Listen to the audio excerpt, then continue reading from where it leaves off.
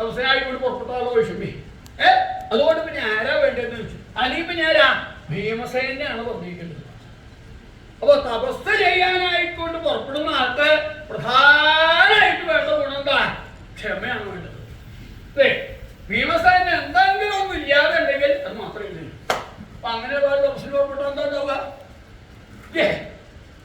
തപസ്സിന് പുറപ്പെട്ടു കഴിഞ്ഞാൽ ഇന്ന സമയത്തെ അതിന് ഫലപ്രാപ്തി ഉണ്ടാവുമെന്ന് കണക്കാക്കി പുറപ്പെട്ടല്ല. തപസ്സിന് ഉൾപ്പെടെ ഏത് സമയത്തെങ്കിലാണോ ഈശ്വരൻ പ്രസാദിച്ച് ആ വരം കൊടുക്കുന്നത് അത്രയും കാലം തപസ് ചെയ്യാതെ മനസ്സിലുണ്ടാവണം.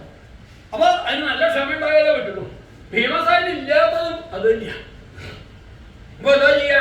ഭീമസേന ആയാൻ പറ്റില്ല. പിന്നെ നോക്കിയപ്പോ നകുലസഹദേവന്മാരെ കുട്ടികളാണ്, അവരെ കൊണ്ട് പറ്റില്ല. പിന്നെ ഒരാളുള്ളത് അർജുനനാണ്.